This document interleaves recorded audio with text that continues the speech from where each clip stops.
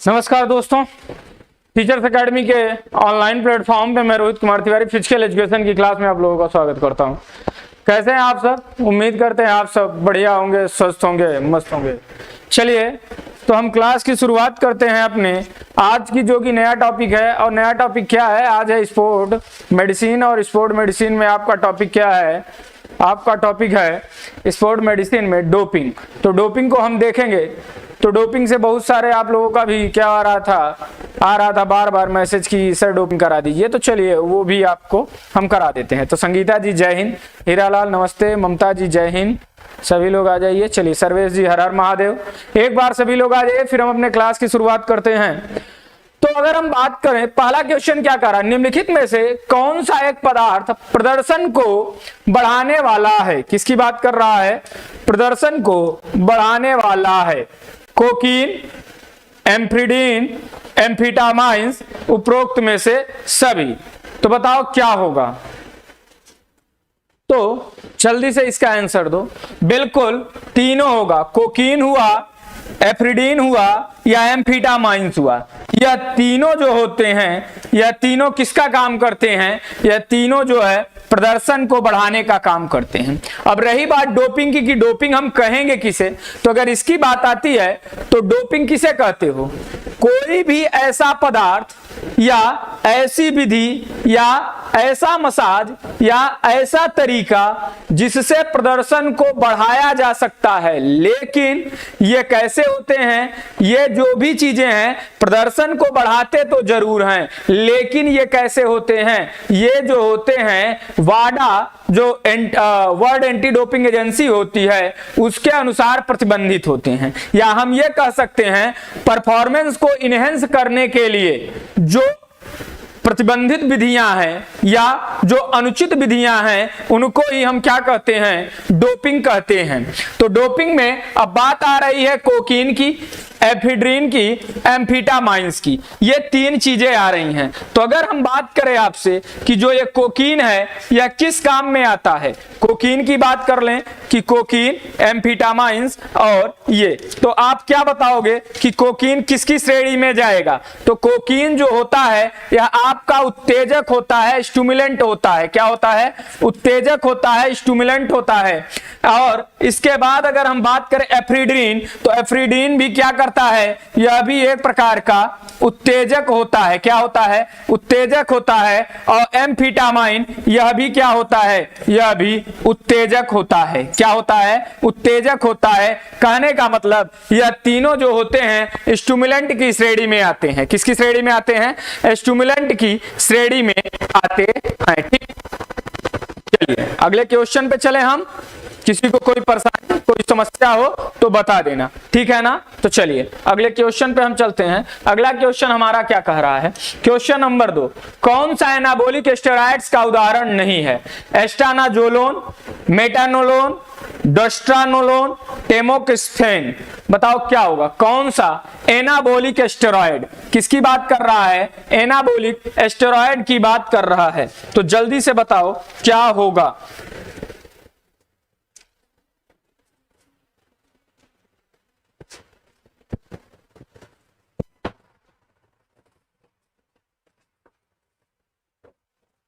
अगर बात करें तो एनाबॉलिक स्टेरॉइड को हम AAS भी कहते हैं। क्या? AAS कहते हैं। AAS कहने का मतलब एनाबॉलिक एंड्रोजोनिक स्टेरॉइड बोलते हैं। क्या होता है?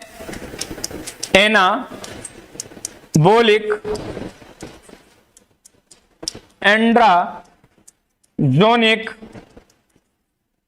स्टेरॉइड कहते हैं। इसका प्रयोग सबसे ज्यादा होता है, सबसे ज्यादा प्रयोग किया जाता है। किसका?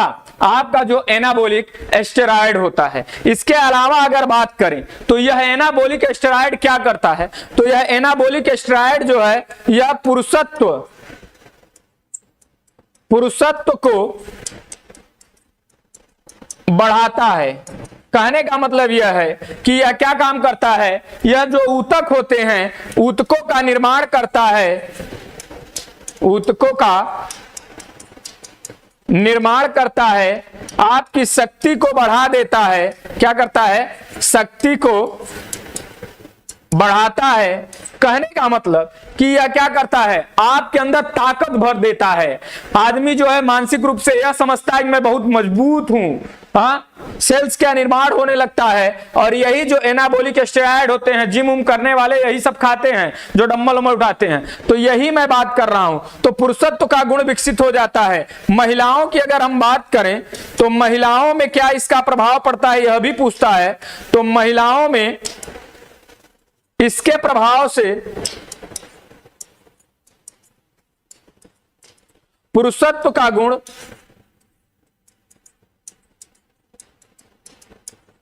आ जाता है। पुरुषत्व का गुण आ जाने का मतलब आवाज भारी हो जाता है। आवाज क्या होता है? भारी हो जाता है। दाढ़ी मूंछ आ जाती है। दाढ़ी मूंछ आ जाती है। इसके अलावा अगर हम बात करें कि और क्या हो जाता है, तो दाढ़ी मूंछ के अलावा पूरे शरीर पे बाल बहुत ज्यादा मात्रा में हो जाता है। क्या होता है?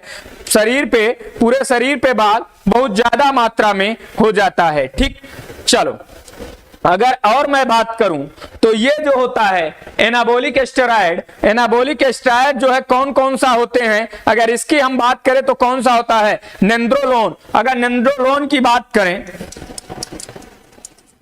नेंड्रोलोन, और ये नेंड्रोलोन जो होता है यह सबसे ज्यादा प्रयोग किया जाता है। यह नेंड्रोलोन जो होता है यह कौन कौन, तो अगर बात करें तो Marion Jones, Ben Johnson, Maradona और उसके बाद में फ्लोरेंस ग्रिफिथ, ये जितने भी थे सब क्या किए थे? यही नेंड्रोलोन ही लेते थे। और नेंड्रोलोन के ही चक्कर में ये सब क्या किए गए? डोपिंग में क्या किए गए? प्रतिबंधित किए गए, बाधित किए गए। और बहुत सारी चीजें इसमें हैं, जैसे कि स्टेनोजोलोन, हाँ, जो कि बेन जॉनसन ने लिया था।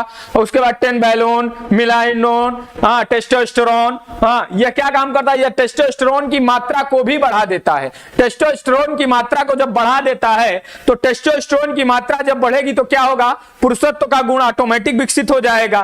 ठीक है ना? तो यही होता है। तो अगर मैं इसकी बात करूं तो एस्टेनोजोलोन होता है, मेटेनोलोन होता है, डेस्टोनोलोन होता है, लेकिन टोमैकेस्फेन नहीं होता है। तो याद रखना, एनाबॉलिक स्टेरॉइड की बात आएगी तो ये लोन वर्ड लास्ट में देखना, ज्यादातर इनकी दवाइयों में लोन वर्ड लगा हुआ होता है। ठीक है ना? तो चलिए, और इसमें बहुत सारी जानकारी है, लेकिन अब इतने में ही कैसे दे दिया जाए।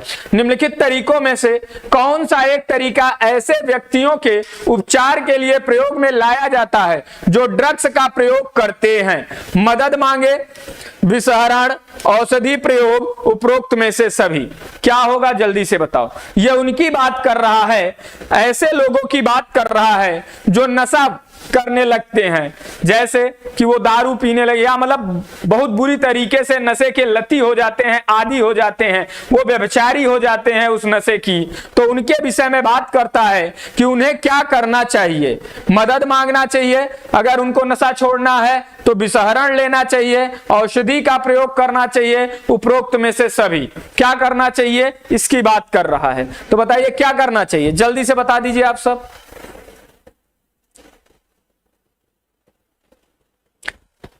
सर्वेश, ममता, अभिलाषा, दिनेश, हीरालाल, संगीता, 1 2 3 4 5 6, 6 के अलावा बाकी सब क्यों नहीं आंसर दे रहे हो भाई? बाकी सब क्यों नहीं आंसर दे रहे हो? सीतापाल, हाँ, जितने लोग जुड़े हो बाकी सब क्यों नहीं आंसर दे रहे हो भाई? क्या दिक्कत क्या है, परेशानी क्या है? हाँ, अरे न से सही तो कुछ तो दो, गलत ही दो, लेकिन दो तो सही कम से कम। गलत दोगे नहीं तो सही करोगे कैसे?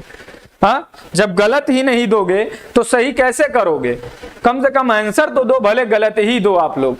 हाँ, तो चलो अगर इसकी मैं बात करूं तो क्या होता है? उपरोक्त सभी। कहने का मतलब कोई भी अगर इस प्रकार का लती है, अगर ऐसा व्यक्ति लती है, कुछ चीजें ले रहा है, तो हम उसे क्या कहेंगे? तो क्या करना है? सबसे पहले उसे मदद मांगना चाहिए। कहने का मतलब उसे अपने मित्रों के साथ जो क्या हो, जो ऐसे दवाओं का यूज न करते हो, जो ऐसी चीजों का यूज न करते, जो व्यभिचारी प्रवृत्ति के ना हो, जो नशाखोरी ना करते हो, उनसे मिलना चाहिए। अपने घर परिवार में बात करना चाहिए। अगर आपकी शादी हुई है तो अपने बीवी से बात करना चाहिए, बच्चे हुए हैं तो बच्चे से बात करना चाहिए, आपके माता पिता हैं उनसे बात करना चाहिए। इसके साथ ही साथ उनको काटने के लिए कुछ विषहरण, मतलब कि कुछ ऐसे एंटीडोज भी होते हैं, तो आप एंटीडोज भी ले सकते हैं। उसके अलावा अगर हम बात करें तो औषधियों का, बहुत सारी दवाएं भी होती हैं रोकने के लिए, आप लोग देखते होंगे, तो उनका भी प्रयोग करना चाहिए। लेकिन उसमें सबसे ज्यादा जो जरूरी होता है वह होता है मदद मांगना। इसके द्वारा ही आप क्या कर सकते हैं, आप जो है किसी भी नशे की लत को छोड़ सकते हैं। क्योंकि अगर मान लो जब आपके मन में अगर नशा छोड़ दिए हो और जब उसका ख्याल आए, विचार आए, तो आप अपने मन को भटका लो। ये केवल और केवल नशे के ही से उसमें नहीं है, यह आपके अंदर कोई भी व्यभिचारी प्रवृत्ति है, अगर कोई भी गलत काम करने की आपके अंदर इच्छा है, तो जब उसकी इच्छा आपके अंदर जागृत हो वो गलत काम करने की, तो अगर आप जानते हैं कि यह गलत काम है तो आप कुछ मत करो। उसका सीधा सा फंडा है, उसको आप घुमा दो। आप तुरंत एकांत में बैठो ही मत, किसी बीच समाज में जाके बैठ जाओ। अब बीच समाज में जब बैठ जाओगे तो तुम गलत हरकत नहीं करोगे, गलत काम नहीं करोगे। तो वही चीज करो जहां पे तुम्हें डर लगे कि यहां पे जाएंगे तो हम वो काम नहीं कर पाएंगे, तुरंत जैसे ही विचार आए आप उस जगह पे पहुंच जाओ, वो आदत ही छूट जाएगी। और ये हमारा साइकोलॉजी कहता है कि अगर कोई भी काम अगर कंटिन्यू आप 21 दिन तक कर लेते हैं तो आपकी शरीर उसे भूल जाती है और आप उसे छोड़ देंगे। तो यह बात होगी। चलो अगले क्वेश्चन पे चलते हैं। अगला क्वेश्चन क्या कह रहा है, ब्लड डोपिंग की संख्या में वृद्धि करने की एक विधि है। श्वेत रक्त कणिकाएं, लाल रक्त कणिकाओं को, मोनोसाइट्स को, त्वचा की कोशिकाओं को। जल्दी बताओ क्या होगा।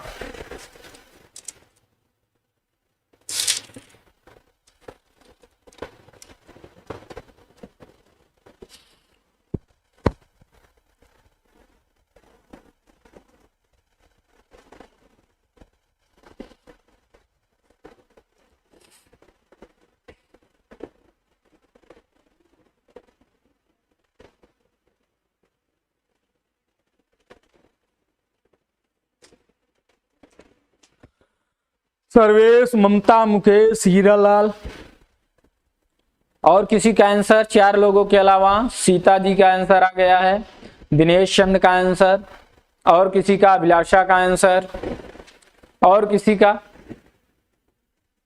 अरे गलत ही दो आंसर। देखो जयप्रकाश जी का भी आंसर आ गया। तो चलिए हम इसकी बात करते हैं। तो अगर हम इसकी बात करेंगे ब्लड डोपिंग की, तो ब्लड डोपिंग होता क्या है। देखो डोपिंग में क्या होता है, डोपिंग की अगर हम बात करें तो आईओसी ने डोपिंग को 3 भागों में डिवाइड किया है। एक क्या होता है, एक होता है आपका क्या, प्रतिबंधित पदार्थ, प्रतिबंधित पदार्थ। और ये प्रतिबंधित पदार्थ जो होते हैं यह 2 प्रकार के होते हैं। एक ऐसे होते हैं जो कि प्रतियोगिता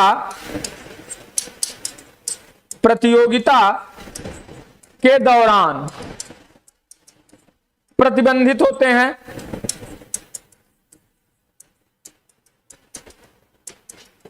एक ऐसे होते हैं जो प्रतियोगिता और प्रतियोगिता के बाद भी प्रतिबंधित होते हैं। दूसरा होता है आपका ऐसा जो कि क्या होता है, ऐसा पदार्थ जो हम क्या करते हैं, ऐसे एर्गोजेनिक एड्स। सर आज मैं क्लास नहीं ले पाऊंगी, शायद नेट ही नहीं चल रहा क्लियर। चलिए कोई बात नहीं संगीता जी, बाद में देख लीजिएगा, अगर ऐसी समस्या है तो बाद में देख लीजिएगा, कोई बात नहीं है, ठीक है ना। चलिए तो दूसरे नंबर की हम बात करें, जब समस्याएं ही आज गई तो उसमें आप क्या कर सकते हो। तो दूसरे नंबर की अगर हम बात करें तो दूसरे नंबर पे क्या होता है, ऐसे पदार्थ जो कुछ खेलों में प्रतिबंधित हैं, कुछ खेलों में प्रतिबंधित पदार्थ। या हम ये कह सकते हैं विशेष खेलों में प्रतिबंधित पदार्थ। तीसरा क्या होता है, तीसरा होता है कि इसके जो है ब्लड डोपिंग, मतलब कि हम ये कह सकते हैं कि उसके जो लेने का प्रकार है, मतलब कि प्रतिबंधित विधियां, क्या प्रतिबंधित विधियां। तो प्रतिबंधित विधियों में आपकी होती है ब्लड डोपिंग, जीन डोपिंग, कृत्रिम रूप से ऑक्सीजन, ठीक, कृत्रिम रूप से ऑक्सीजन लेना। इसके अलावा आपका आता है रासायनिक तथा शारीरिक छल। क्या, रासायनिक तथा शारीरिक छल, मतलब जिसके द्वारा हम क्या करते हैं, मूत्र को बाहर निकालने का काम करते हैं। कैथरेटिक विधि, उसमें भी 3 विधियां होती हैं, कैथरेटिक विधि, दवा विधि, तो वो सारी चीजें आगे बताएंगे। लेकिन ये जो ब्लड डोपिंग है, ये ब्लड डोपिंग में हम क्या करते हैं, यह भी 2 प्रकार के होते हैं, यह भी 2 प्रकार के होते हैं। एक होता है ऑटोलोगस और एक क्या होता है, होमोलोगस। ऑटोलोगस क्या होता है, ऑटोलोगस वह होता है जिसमें खुद का क्या होता है, ब्लड निकाल के 4 से लेके 8 हफ्ता पहले ही ब्लड निकाल लिया जाता है, उसके बाद में उसको रख दिया जाता है और उस ब्लड से प्लाज्मा से आरबीसी की मात्रा या ब्लड की मात्रा को अलग कर लिया जाता है और उसको क्या फ्रिज में रख दिया जाता है। और क्या होता है कि किसी भी प्रतियोगिता से 2 से 3 दिन पहले या 2 से 4 दिन पहले हम उस ब्लड को चढ़वा लेते हैं। और होमोलोगस में क्या होता है, या किसी दूसरे के ब्लड को हम क्या करते हैं, अपने बॉडी में चढ़वा लेते हैं। तो इससे क्या होता है, आरबीसी की मात्रा में वृद्धि होती है, तो उसे क्या होगा, लाल कणिकाओं में वृद्धि होती है। तो आंसर नंबर क्या होगा, हाँ, आंसर नंबर बी होगा। चलिए अगले क्वेश्चन पे चलते हैं। क्वेश्चन नंबर 5 क्या कह रहा है, निम्नलिखित में से डोपिंग की शारीरिक विधि कौन सी है। उत्तेजक है, स्टेरॉइड्स है, जीन डोपिंग है, डायूरेटिक्स है। जल्दी से बताओ क्या होगा, स्विच ऑफ करके ऑन करो। चलिए बताइए क्या होगा।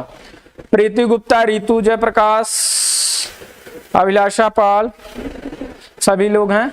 चलिए संगीता, सर्वेश, तो बताइए क्या होगा इस क्वेश्चन का आंसर। क्वेश्चन नंबर 5, निम्नलिखित में से डोपिंग की शारीरिक, जैसे टेस्ट और मेजरमेंट मैंने एक ही क्लास में खत्म करा दी, अगर आप लोग कहेंगे तो एक ही क्लास में डोपिंग भी पढ़ा दिया जाएगा। एक संडे को डोपिंग ही पढ़ा दी जाएगी आप लोगों की, अगर आपको जरूरत होगी तब। जरूरत नहीं होगी तो जबरदस्ती ज्ञान नहीं देना चाहिए ना, नहीं ओवर हो जाएगा, मोमेंट कर दोगे तुम लोग।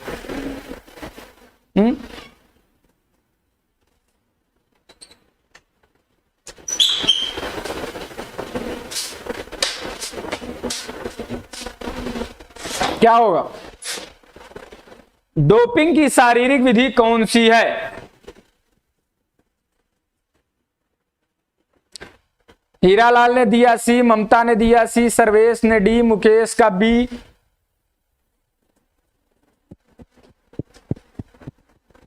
देखो मैंने क्या बताया, शारीरिक विधि, तो शारीरिक विधि में मैंने आपको बताया 2 प्रकार। एक क्या होता है, एक होता है जीन डोपिंग और दूसरा क्या बताया, ब्लड डोपिंग। तीसरा क्या बताया, शारीरिक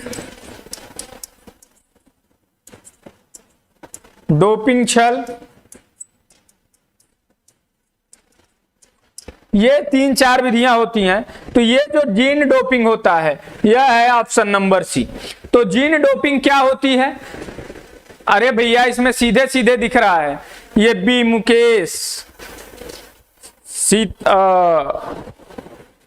बताओ किसका, केवल हीरालाल और ममता 2 लोगों का आंसर सही आया है, बाकी सबका मिस्टेक। अभी थोड़ी देर पहले बताया, ये जो डायूरेटिक्स है ना, ये डायूरेटिक्स दवा की तरह यूज करते हैं हम इसको। किसके रूप में, डायूरेटिक्स को हम दवा के रूप में यूज करते हैं, जो कि क्या करता है, यह जो है मूत्र की मात्रा को बढ़ा देता है। इसके अलावा अगर बात करें तो जो महिला खिलाड़ी हैं उन महिला खिलाड़ियों की क्या होता है, जब प्रतियोगिता के दौरान पता चला जिस दिन प्रतियोगिता है उसी दिन उनको मासिक चक्र आने की वो संभावना है या मासिक चक्र आने का उनका डे है, तो वो क्या करती हैं, वो इस ड्यूरेक्स को लेके और डायूरेटिक्स को लेके वो क्या करती हैं, वो अपने इस चक्र को, मासिक चक्र को या तो आगे बढ़ा लेती हैं या तो पीछे कर लेती हैं। मतलब या तो उससे पहले ही आ जाएगा या उसके बाद आएगा, ये चीजें करती हैं। और पुरुष क्या करते हैं, या मान लो और कोई प्लेयर है जैसे कराटे, मुक्केबाजी, बॉक्सिंग, ये सब जो प्लेयर क्या हैं, ऐसे प्लेयर्स जो क्या है जिनमें वजन का, भार की बात आती है, तो वो लोग क्या करते हैं, इसको लेके क्या करते हैं, अपना वेट कम कर देते हैं, क्योंकि इसमें क्या होती है, Na मतलब सोडियम की मात्रा क्या होती है, कम हो जाती है, कैल्शियम और सोडियम की मात्रा कम हो जाती है। तो सोडियम और कैल्शियम की मात्रा कम होने के कारण, किसकी, सोडियम और आपकी किसकी, सोडियम की मात्रा और आपकी कैल्शियम की मात्रा कम होने के कारण क्या होता है, मूत्र की मात्रा जो है बढ़ जाती है, ये होता है डायूरेटिक्स। ठीक, जीन डोपिंग ही क्या होगा, आपकी शारीरिक विधि होगी। एस्टेरॉयड की बात करें तो ये जो एस्टेरॉयड होते हैं, ये एस्टेरॉयड्स किसमें काम देते हैं, तो अगर एस्टेरॉयड की मैं बात करूं तो एनाबॉलिक एस्टेरॉयड जो है वह उत्तेजक के रूप में कार्य करते हैं, आपको पहले ही बताया। तो एस्टेरॉयड जो होते हैं वो क्या होते हैं, उत्तेजक होते हैं। ठीक, चलो तो आगे चलते हैं, तो इसका आंसर क्या हो जाएगा, आंसर नंबर सी हो जाएगा। चलो, वाडा का विस्तृत रूप क्या है, white anti doping agency, white anti doping agency, world anti doping agency, इनमें से कोई नहीं। तो जल्दी से बताओ वाडा का फुल फॉर्म क्या होगा।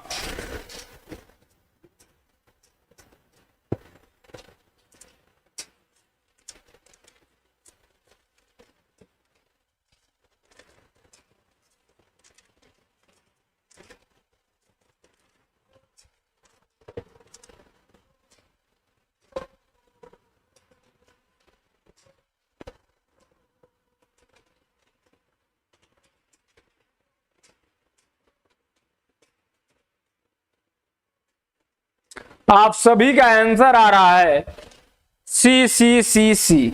चलिए तो देखते हैं, वाडा का विस्तृत रूप होता है वर्ल्ड एंटी डोपिंग एजेंसी। क्या होता है, वर्ल्ड एंटी डोपिंग एजेंसी। तो ये जो वाडा है इसकी स्थापना कब हुई थी, तो अगर इसकी मैं बात करूं तो 10 नवंबर 1999, 10 नवंबर 1999 में क्या हुआ था, वर्ल्ड एंटी डोपिंग एजेंसी की स्थापना हुई थी। अगर मैं बात करूं कि इसका जो है मुख्यालय कहां है, मुख्यालय तो क्या बताओगे, क्यूबिक में है, कहां है, क्यूबिक में इसका मुख्यालय है। ठीक है ना, तो याद रखिएगा। चलो अगले क्वेश्चन पे चलते हैं। खेल कूद के क्षेत्र में प्रतिबंधित पदार्थों को लेने को क्या कहा जाता है, एस्टेरॉइड्स कहा जाता है, विषहरण कहा जाता है, औषधि प्रयोग कहा जाता है, डोपिंग कहा जाता है। जल्दी से बताओ क्या होगा, जल्दी से बताओ क्या होगा। देखो भारी मात्रा में लोग छोड़ छोड़ के भागना शुरू कर दिए हैं।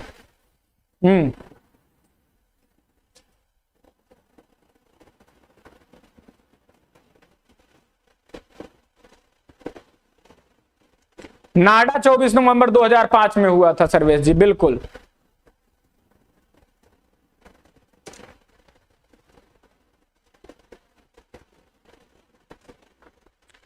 खेल कूद और बता दूं, यही देखिए कॉमन जो टॉपिक है, कॉमन चैप्टर है, वह सब पढ़ते हैं, वह सब पढ़ते हैं और सबका समान अंक होता है। लेकिन यही ऐसे टॉपिक होते हैं जो सबको क्लियर नहीं होते, और यही टॉपिक ऐसे होते हैं जो आपको अंदर और बाहर करते हैं। यही 2-4 क्वेश्चन ऐसे होते हैं कि जो क्या करेंगे, आपको मेरिट में रखेंगे या मेरिट से उठा के आपको बाहर निकाल देंगे। तो आपको सारा सेक्शन करना है, सारे क्वेश्चंस करने हैं, कोई भी क्वेश्चन नहीं छोड़ना है, कोई टॉपिक नहीं छोड़ना है। है कि जिससे कि आपका एक भी क्वेश्चन छूट जाए। मैंने आपसे क्या कहा, मैं भले वो 4 महीने की वैलिडिटी आपको दिखा रही होगी, लेकिन वो वैलिडिटी आपको एग्जाम तक रहेगी और मैं आपके साथ एग्जाम तक रहूंगा। जब तक पेपर नहीं हो जाएगा तब तक मैं रहूंगा। वो तो एक बहाना है कि 4 महीने ही उसकी वैलिडिटी है, ठीक है ना आपको, लेकिन मैं हमेशा आपको प्रैक्टिस कराते हुए ही मिलूंगा जब तक कि आपके सारे टॉपिक नहीं होंगे।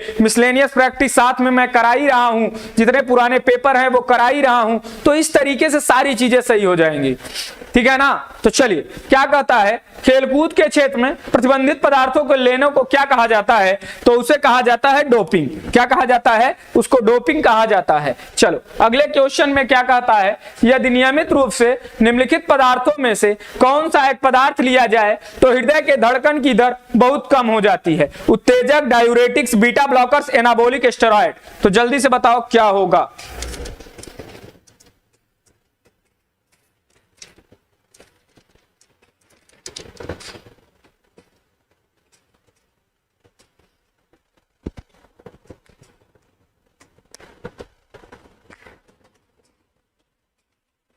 क्या होगा, यदि नियमित रूप से निम्नलिखित पदार्थों में से कौन सा एक ऐसा पदार्थ लिया जाए तो हृदय के धड़कन की दर बहुत कम हो जाएगी।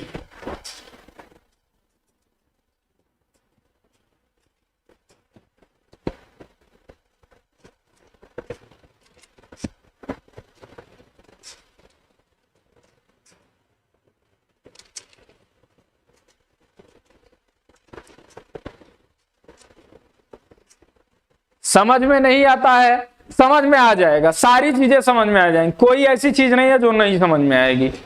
समझने की कोशिश करेंगे, समझ में आ जाएगा, समझा देंगे, सारी चीजें समझा देंगे। बस ध्यान से देखिए आप लोग, बस एक ही चीज गुजारिश है बस, ठीक। अब देखो क्या कह रहा है, यदि नियमित रूप से निम्नलिखित पदार्थों में से कौन सा एक पदार्थ लिया जाए तो हृदय के धड़कन की दर बहुत कम हो जाती है। अगर मैं उत्तेजक की बात करूं, अब देखो यहां पे अब समझने की कोशिश करना, अगर उत्तेजक की बात करें, स्टिमुलेंट की बात करूं, तो उत्तेजक क्या कर देता है, पहले ही बता रहा है आपको उत्तेजित कर देगा, और जब उत्तेजित करेगा तो हृदय की हार्ट बीट बढ़ जाएगी, मस्तिष्क में क्या हो जाएगा, आप अपने को बलशाली समझने लगोगे, आपको थकान ही नहीं लगेगी, आप दौड़ते जाओगे, दर्द होगा ही नहीं। तो ये सारे गुण उत्तेजक में होते हैं। डायूरेटिक्स आप सब जान रहे हैं, डायूरेटिक्स क्या होता है, जो मूत्र की मात्रा को कम करता है। कहने का मतलब यह क्या करता है, मूत्र के द्वारा शरीर का जल जो है वह क्या कर देता है, बाहर कर देता है। क्या कर देता है, बाहर निकाल देता है। उसे ही हम क्या कहते हैं, उसे ही हम डायूरेटिक्स कहते हैं। और इसके द्वारा बहुत सारी चीजें होती हैं। अगर हम बात करें तो ये जो ड्यूरेटिक्स होता है यह और किस लिए यूज किया जाता है, तो ड्यूरेटिक्स मैंने बताया महिलाएं भी यूज करती हैं। महिलाएं किनको, कौन यूज करती है, महिलाओं के लिए यह निश्चित होता है कि हाँ इसके लिए मैंने यूज किया था। उनको लिख के बकायदा लेटर देना पड़ेगा कि मुझे जो है मास्टर साइकिल था या मासिक चक्र की वजह से मैं डायूरेटिक्स ली थी, ठीक है ना। अगर डोपिंग में पकड़ी जाती हैं वो तो, और उसकी भी मात्रा सीमित है। इसके अलावा यह डायूरेटिक्स का प्रयोग कुछ लोग किसके रूप में करते हैं, कुछ लोग जो है आपको क्या, जो डोपिंग है उस डोपिंग को छुपाने के लिए भी करते हैं। क्या, डोपिंग को छुपाने के लिए करते हैं। मतलब अगर कोई भी पदार्थ क्या किया है, लिया हुआ है, तो उसके पहले डायूरेटिक्स ले लेते हैं जिससे मूत्र की मात्रा बढ़ जाती है, और वो सारी मात्रा सैंपल में आने से पहले ही क्या होती है, बह के बाहर निकल जाती है। तो यह भी होता है। इसके अलावा अगर हम बात करें तो इससे क्या होता है, तो इससे जो है 24 से 48 घंटे के अंदर, कितना, 24 से 48 घंटे के अंदर 4 से 5%, कितना, 4 से 5% भार कम हो जाता है। क्या हो जाता है, कम हो जाता है, और सोडियम की मात्रा की कमी के कारण, ठीक है ना। तो याद रखिएगा ये सब ड्यूरेटिक्स है। बीटा ब्लॉकर्स की बात करें, यही आपका आंसर होगा। यह बीटा ब्लॉकर्स जो होता है यह किसका काम करता है, तो बीटा ब्लॉकर्स के द्वारा क्या होता है, रक्तदाब कम हो जाता है। क्या होता है, रक्तदाब कम हो जाता है। और ये ऐसे पदार्थ हैं, बीटा ब्लॉकर्स कोई भी ले सकता है, लेकिन बीटा ब्लॉकर्स जो है कुछ ही निश्चित खेल हैं, उन्हीं में प्रतिबंधित किया गया है, बाकी कई जगहों पे प्रतिबंधित नहीं किया गया है। तो ये क्या है, रक्तदाब को कम करते हैं, हृदय दर को सामान्य रखते हैं, हृदय दर को क्या करेंगे, सामान्य करते हैं, सामान्य करते हैं। इसके अलावा अगर बात करें तो आपका क्या, हाथ तथा शरीर का कंपन बंद करते हैं। क्या करते हैं, हृदय, हाथ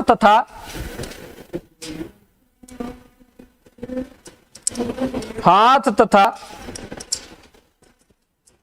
शरीर का कंपन बंद करते हैं। ठीक, कहने का मतलब यह है, यह ऐसे गेम में प्रयोग किए या ऐसे गेमों में प्रतिबंधित किए गए हैं जिनमें किसकी जरूरत होती है, आपके कंसंट्रेशन की जरूरत होती है उन गेमों में। जैसे तीरंदाजी, यह किसमें प्रतिबंधित है, यह प्रतिबंधित है तीरंदाजी। तीरंदाजी के अलावा अगर हम बात करें तो और क्या होता है, निशानेबाजी, निशानेबाजी। निशानेबाजी के अलावा अगर हम बात करें आपसे कि और किसमें है, तो आपके जो कराटा होता है उसमें है, स्नोबोर्ड है, आपकी जो हवा में गेम होते हैं उसमें है, बिलियर्ड्स में है, स्नूकर्स में है, गोल्फ में है। ठीक,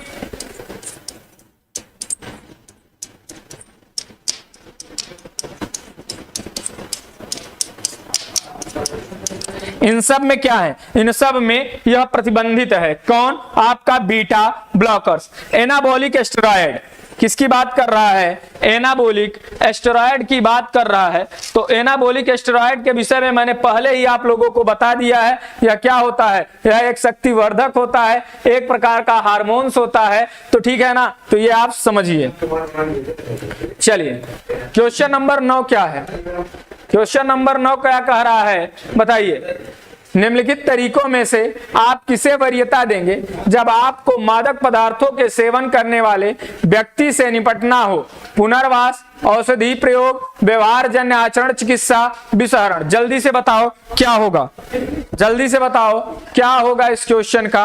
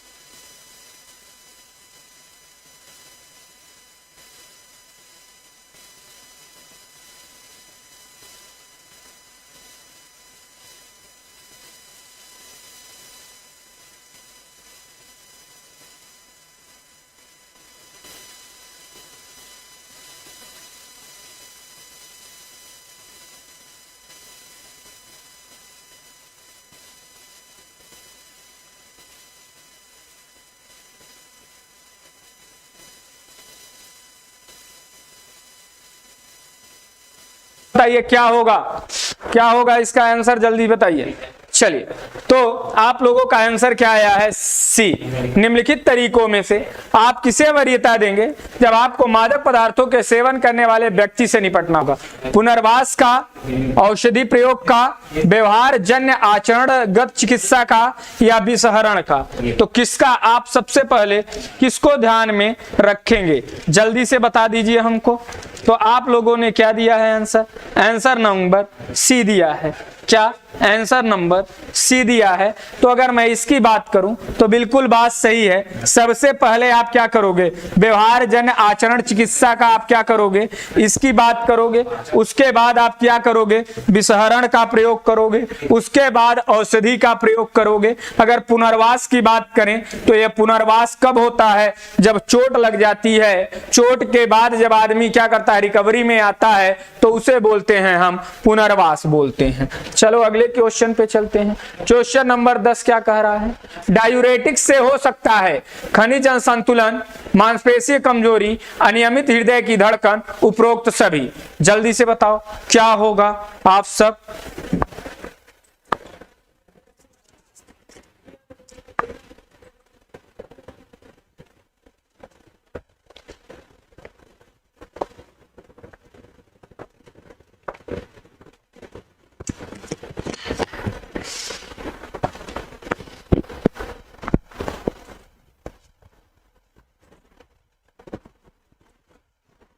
दस का डी सर्वेश, ममता, हीरालाल, मुकेश और किसी का आंसर? तो देखो 10 नंबर क्या कह रहा है, बिल्कुल आप सबका आंसर सही है, क्योंकि डायूरेटिक्स अगर आप ले लेते हो तो डायूरेटिक्स की मात्रा जब बढ़ जाती है तो क्या होगा, बिल्कुल जब बहुत ज्यादा मात्रा में क्या निकल जाएगा, जब बहुत ज्यादा मात्रा में जल निकल जाएगा तो जितने भी खनिज पदार्थ हैं वह बाहर चले जाएंगे, जल के माध्यम से बाहर चले जाएंगे।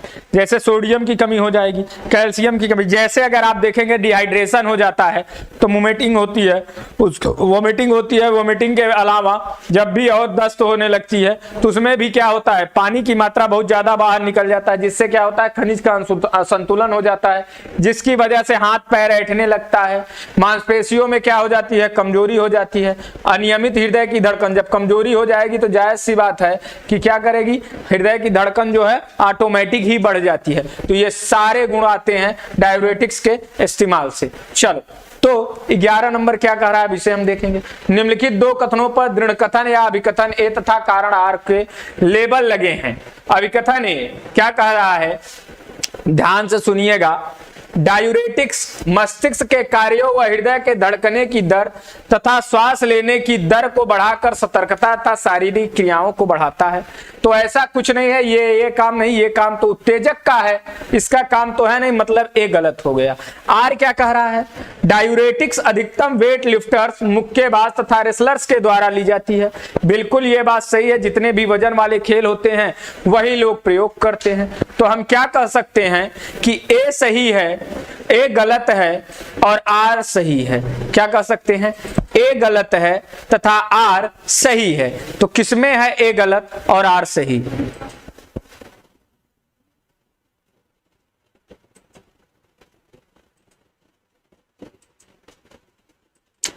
ए गलत है और आर सही है, मतलब ऑप्शन नंबर डी। ये ऑप्शन नंबर डी ही आपका क्या होगा, सही होगा। क्या होगा, ऑप्शन नंबर डी आप लोगों का सही होगा। चलो अगले क्वेश्चन पे चलते हैं। क्वेश्चन नंबर 12 क्या कहता है? क्वेश्चन नंबर 12 कह रहा है, सर्वेश जी ध्यान से पढ़िए भैया। महिला खिलाड़ी जो निम्नलिखित में से किसी एक दवा के सेवन करती हैं, क्या करती हैं, सेवन करती हैं, उनमें पुरुषत्व की प्रवृत्ति होने लगती है। एम्फेटामाइंस, डायूरेटिक्स, एनाबोलिक स्टेरॉयड्स, नशीली पदार्थ। बताओ क्या होगा?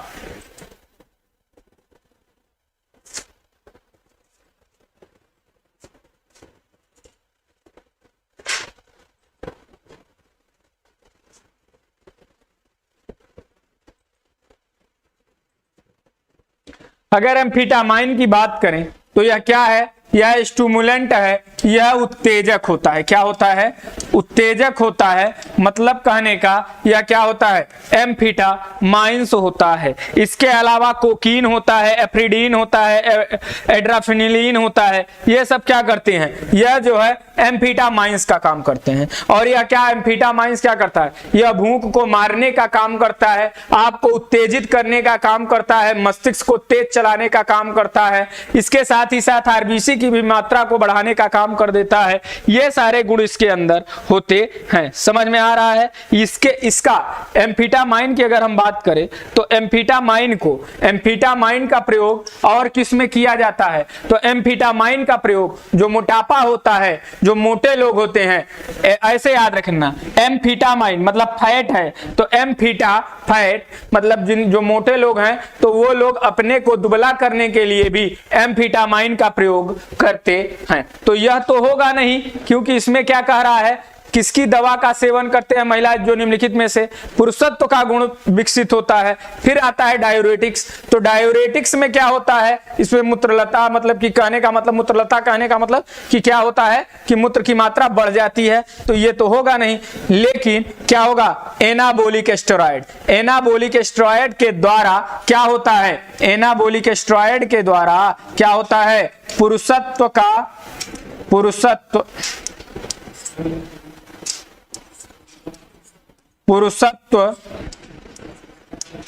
गुण विकसित होता है। किसके द्वारा, एनाबोलिक स्टेरॉइड के द्वारा। ठीक है ना, समझ में आ गया होगा, उम्मीद आप लोगों से यही है। फिर आता है नारकोटिक्स। नारकोटिक्स की बात करें तो यह नारकोटिक्स, नशीले पदार्थ कहने का मतलब नारकोटिक्स से, तो नारकोटिक्स दो जो होता है नारकोटिक्स, यह नारकोटिक्स क्या करता है, यह जो होता है नशीले पदार्थ होते हैं, यह दर्द को कम करने का काम करता है, दर्द को कम करने का काम करता है। कहा जाता है ना, जब दर्द होता है तो कहा जाता है छोटा सा एक पैक ले लो, लिटिल लिटिल सही हो जाएगा, तो वो वाला नहीं है। लेकिन यहां अगर बात करें तो यहां नारकोटिक्स के अंतर्गत आता है आपकी हीरोइन।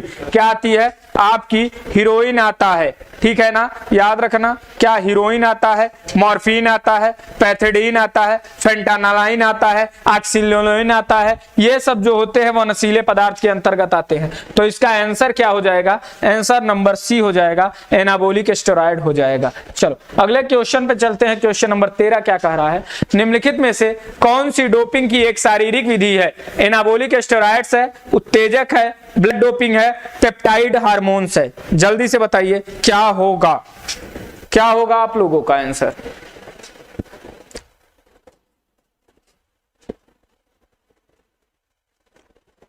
निम्नलिखित में से कौन सी डोपिंग की एक शारीरिक विधि है, एनाबोलिक स्टेरॉइड, उत्तेजक, ब्लड डोपिंग, पेप्टाइड हार्मोन्स।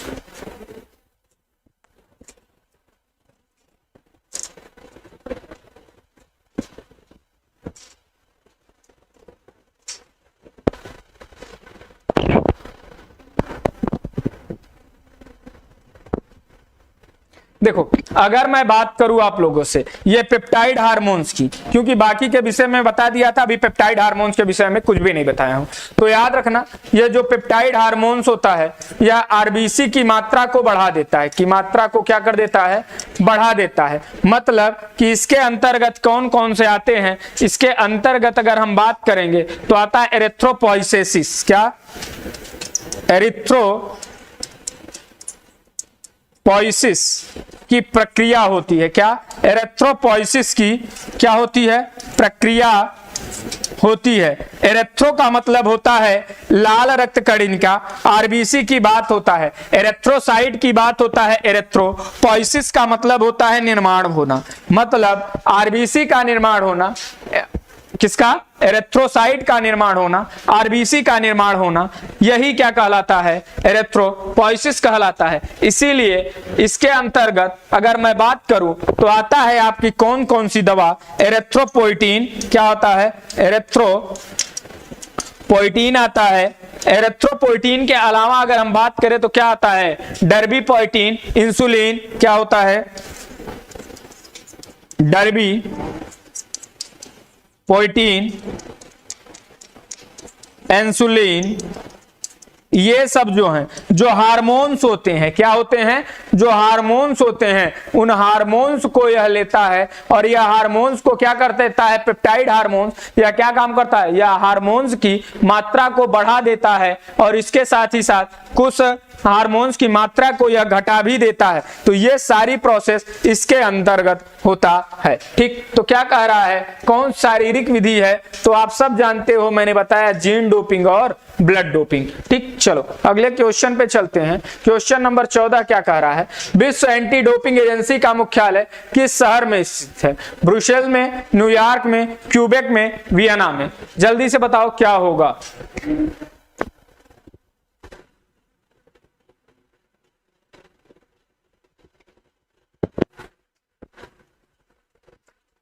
बताइए क्या होगा।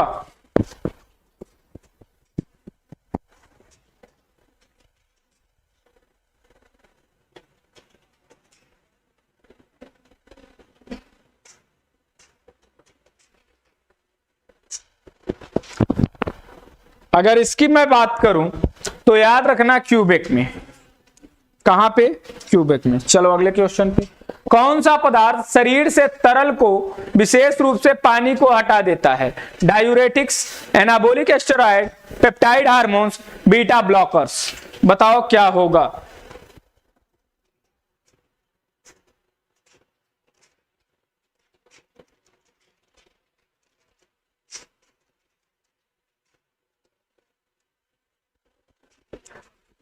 दो चीजें होती है, एक बीटा ब्लॉकर से होता है, एक बीटा 2 एगोनिस्ट होता है। दो चीजें होती हैं, याद रखना।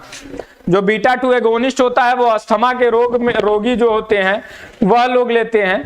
कहने का मतलब यह है कि जो सांस की मात्रा को बढ़ा देता है वह होता है बीटा 2 एगोनिस्ट, और बीटा ब्लॉकर्स जो होता है वह क्या होता है, वह जो है हृदय दर को सामान्य कर देता है, कपकपी को रोक देता है, ये सारी चीजें होती हैं। तो कौन सा पदार्थ शरीर से तरल को विशेष रूप से पानी को हटा देता है?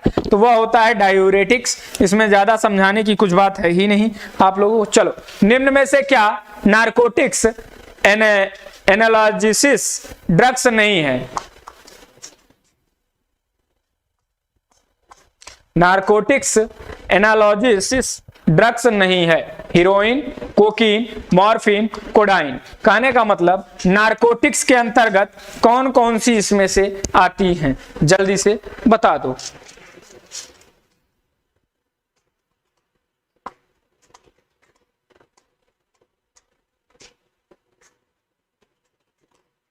आदमी कहता है ना, नारकोटिक्स डिपार्टमेंट वालों ने पकड़ लिया हीरोइन। अगर ऐसे नहीं याद होता ना तो ऐसे याद कर लो। हीरोइन जो होती है, मतलब जो टीवी में सीरियल देखते हो, हीरोइनों को देखते हो, पिक्चर देखते हो, रील में हीरोइन को देखते हो, तो वो क्या एक नशे का काम करती हैं। तो जो नशा का रूप लेता है, नारकोटिक्स जो होता है यही होता है। तो हीरोइन क्या होगा, वह आपका नारकोटिक्स होगा। मॉर्फिन क्या होगा, मतलब बहुत ज्यादा हीरोइनों को देखना भी एक प्रकार का नशा है, बहुत ज्यादा रील देखना भी। तो मॉर्फिन क्या हो जाएगा, यह भी आपका क्या हो जाएगा, नशा होगा, नारकोटिक्स होगा। कोडाइन, क्या, कोडाइन। और सारी जितनी भी हीरोइनें दिखती हैं वो सब डाइन की तरह दिखती हैं, तो ये सब क्या हो जाएगा, कोडाइन। तो क्या हो जाएगा, हीरोइन। तो याद रखना, हीरोइनों को ज्यादा देखना मतलब कि मोर, अत्यधिक देखना क्या होता है, नशा होता है। और जितनी भी हीरोइनें होती हैं वह सब क्या होती हैं, वह सब डाइन होती हैं। तो ऐसे याद रख लेना, ये सब क्या होगा, नारकोटिक्स होता है। अन्यथा मत लीजिएगा कोई भी, और ना तो किसी के पास ऐसी चीजें बताइएगा, ठीक। तो क्या हो जाएगा, कोकीन एक ऐसा पदार्थ है जो कि क्या है, जो कि आपके नारकोटिक्स में नहीं आता। यह कोकीन किसके अंतर्गत आता है, यह आता है उत्तेजक के अंतर्गत आता है। किसके अंतर्गत आता है, आपके उत्तेजक के अंतर्गत आता है। उत्तेजक कहने का मतलब क्या होता है, उत्तेजक कहने का मतलब होता है कि स्टिमुलेंट के अंतर्गत। और यह क्या काम करता है, यह केंद्रीय नाड़ी तंत्र को उत्तेजित करता है। कहने का मतलब यह सीएनएस को क्या करता है, उत्तेजित करने का काम, उत्तेजित करने का कार्य करता है।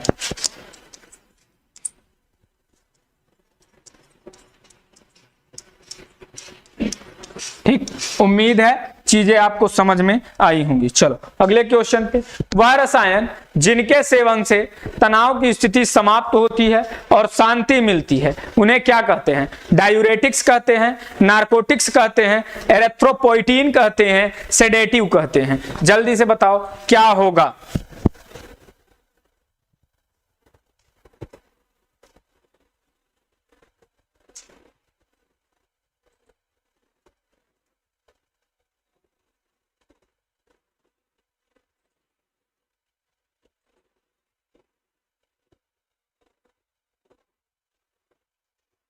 डायूरेटिक्स क्या करता है, पानी की मात्रा को कम करता है।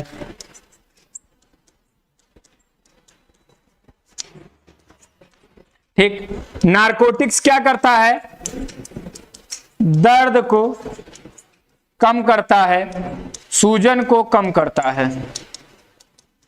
ठीक, एरिथ्रोपोइटीन की अगर हम बात करें कि ये जो आपकी एरिथ्रोपोइटीन है यह क्या काम करती है, एरिथ्रो मतलब हमेशा समझना आरबीसी।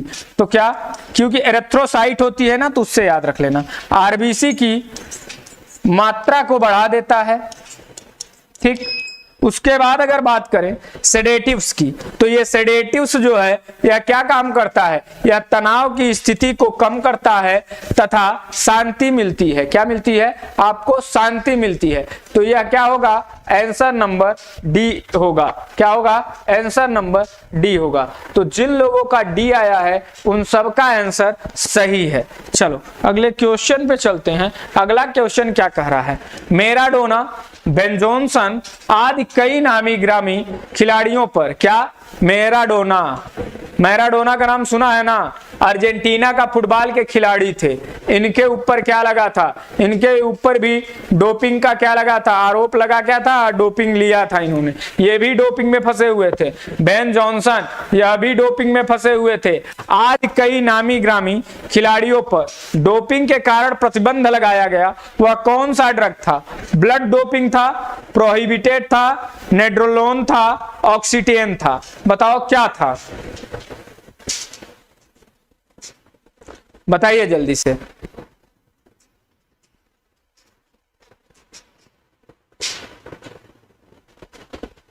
शुरू में ही आपको बताया है। सर्वेश का है, रीता का है, और किसी का? हीरालाल का है, ममता का है, और किसी का? सीतापाल का है।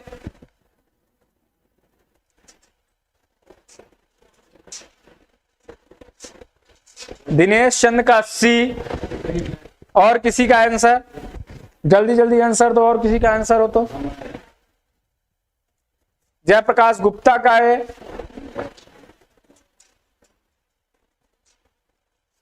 भाई कहां रहते हो तुम लोग? दिनेश के अलावा किसी का आंसर नहीं सही है। मैंने शुरू में ही बताया, बेन जॉनसन, मैराडोना, कितने लोगों का नाम मैंने बताया था। मैराडोना, बेन जॉनसन, उसके बाद में फ्लोरेन ग्रिफिथ, मैरियन जॉन्स, ये जितने भी थे इन सबके विषय में मैंने आपको बताया था। ठीक, इसके अलावा अगर हम बात करें तो जो आपका क्या था, जो आपका उसको क्या कहते हैं, हंस गुरीन जो थे, ये इन सब के ऊपर क्या लगा है? प्रतिबंध लगा है। और ये जितने भी प्रतिबंध लगे हैं वह किसकी वजह से लगे हैं? वह एक प्रकार का क्या लेते थे? नेड्रोलिन। क्या? नेड्रोलोनिन लेते थे। और यह क्या है? यह एनाबोलिक स्टेरॉयड है। क्या है? एनाबोलिक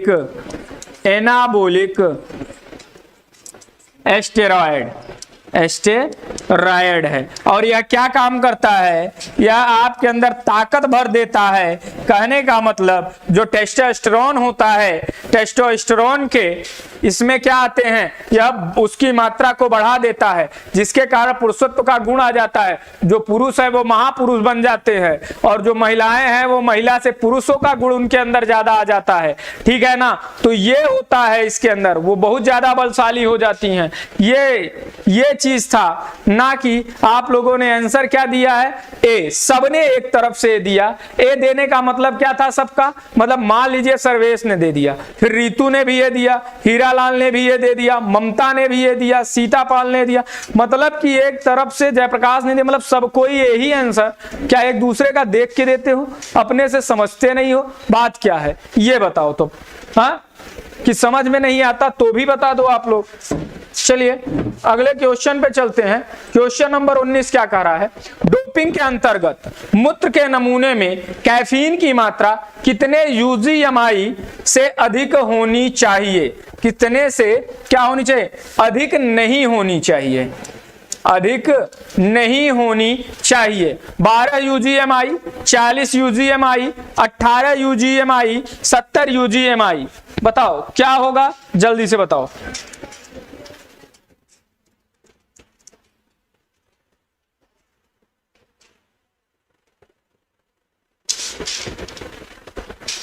कैफीन की मात्रा पूछा है।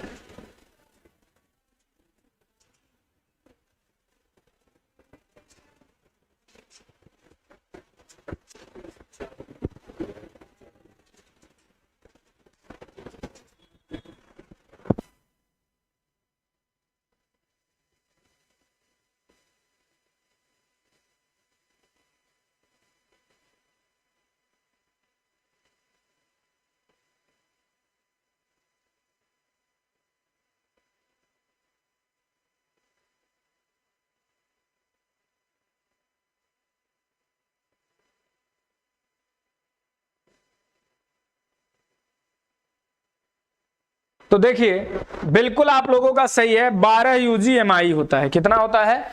12 UgMI होता है। ठीक, चलो अगले क्वेश्चन पे चलते हैं। अगला क्वेश्चन क्या होगा? डोपिंग में AAS का से क्या तात्पर्य है? Anabolic androgenic steroids, athletic anabolic steroid, anabolic acid steroid, androgenic steroids, anabolic. बताओ क्या होता है AAS?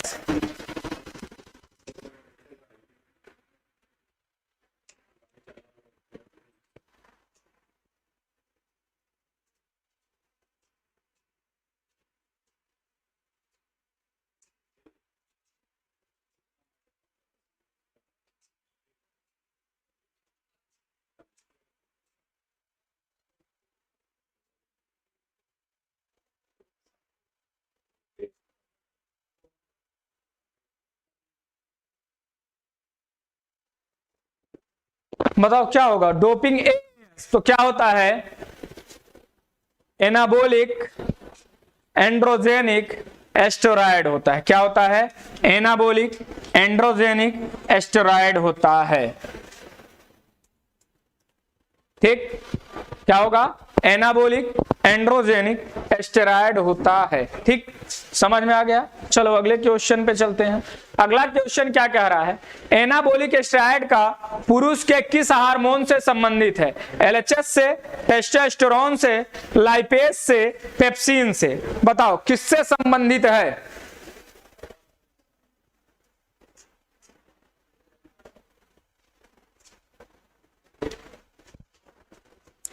जयप्रकाश जी, सर आज के क्वेश्चन कंफर्म कम हो रहे हैं। क्यों भैया, क्या समस्या क्या आ रही है? बताओ। क्या नहीं समझ में आ रहा है मैं समझाऊंगा, वो मेरी जिम्मेदारी है। बताओ क्या नहीं समझ में आता, क्या नहीं समझ में आ रहा है ये बता दो जयप्रकाश जी, ये बताओ। जिनको जिनको न समझ में आ रहा हो पहले कमेंट कर दो, उसके बाद अगले क्वेश्चन पे चलेंगे। ठीक है ना? उसके बाद अगले क्वेश्चन में चलें, पहले ये कमेंट करके बता दो कि क्या चीज है और किनको किनको समझ में नहीं आ रही है, फिर उसको समझाते हुए चलेंगे। बताओ क्या नहीं समझ में आ रहा है, क्या नहीं कंफर्म हो पा रहा है? बताओ जल्दी से बताओ। लगता है डोपिंग की भी क्लास लेनी ही पड़ेगी एक आप लोगों की, पूरा पूरा जैसे टेस्ट मेजरमेंट का लेना पड़ा था। हाँ,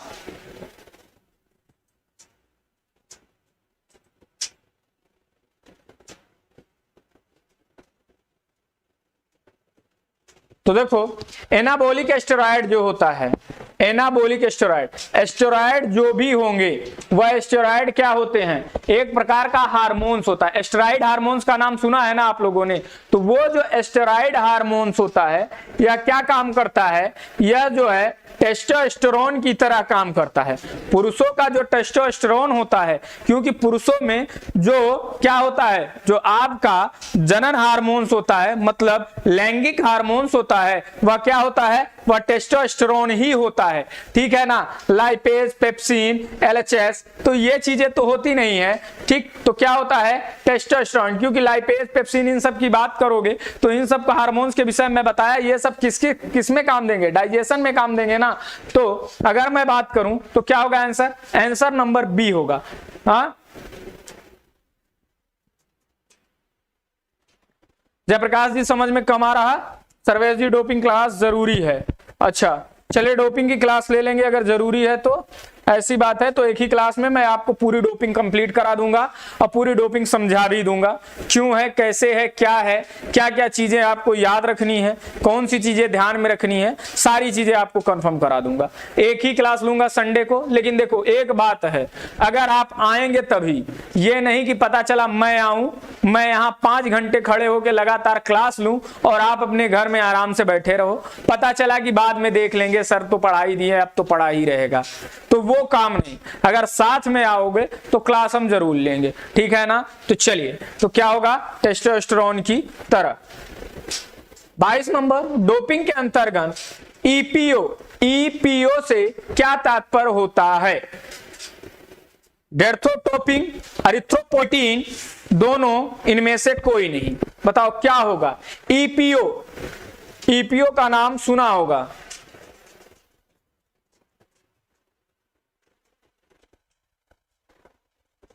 क्या होगा जल्दी से बताओ।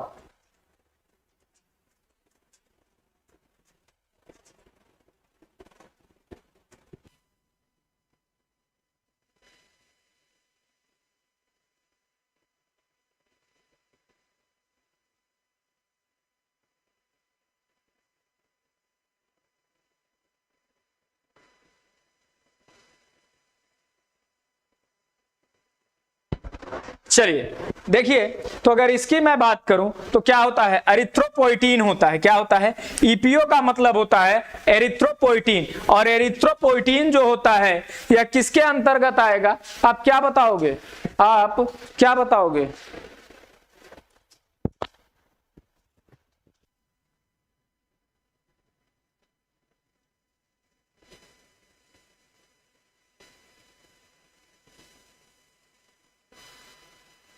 ठीक, तो क्या होगा, एरिथ्रोपोइटीन होता है। ठीक है ना, समझ में आ गया होगा। चलो अगले क्वेश्चन पे चलते हैं। अगला क्वेश्चन क्या कह रहा है, कैथरेटेशन। कैथरेटेशन नामक शब्द डोपिंग के अंतर्गत प्रतिबंधित विधियों से संबंधित है। इससे क्या तात्पर्य है, खेलने में बाधा उत्पन्न करना, फेफड़ों का आकार बढ़ाना, चोट लग जाना, एक विशेष नली द्वारा पेशाब के ब्लेडर से पेशाब को बाहर निकालना। क्या होगा, जल्दी बताओ।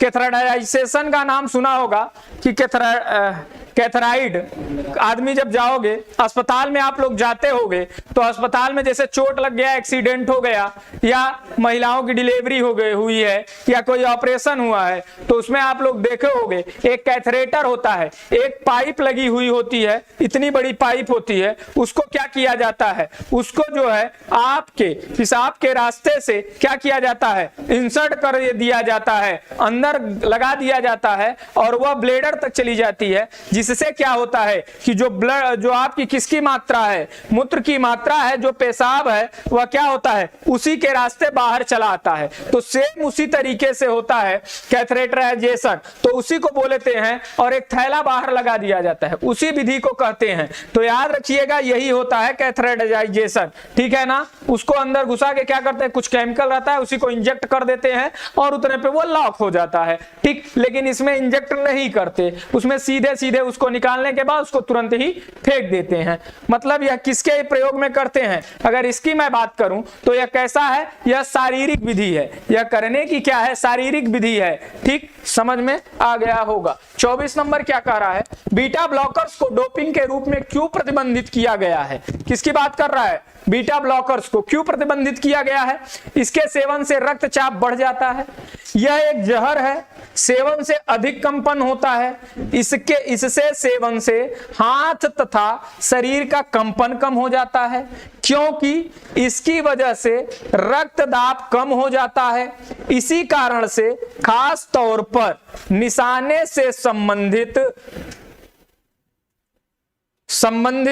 खेलों पर इससे विशेष प्रतिबंध है। तो क्या होगा, बीटा ब्लॉकर्स की बात कर रहा है, बीटा ब्लॉकर्स की बात कर रहा है कि बीटा ब्लॉकर्स क्या करता है।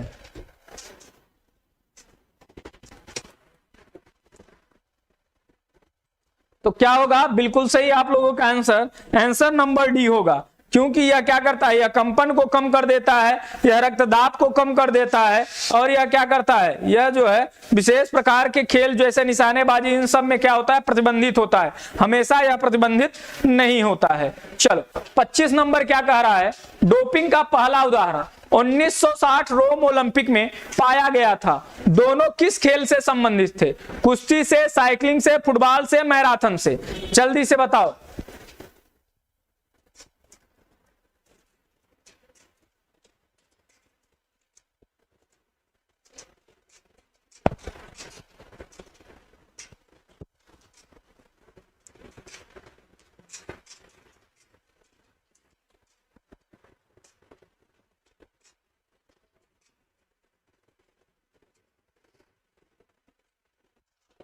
अगर ओलंपिक की बात किया जाए तो 1960 रोम ओलंपिक जो था, इसमें जो है क्या किया गया, पहला उदाहरण मिला, किससे संबंधित थे, साइकिलिंग से संबंधित थे। किससे संबंधित थे, साइकिलिंग से संबंधित थे, और इनका नाम क्या था, न्यूड एनमार्क जॉनसन। क्या, न्यूड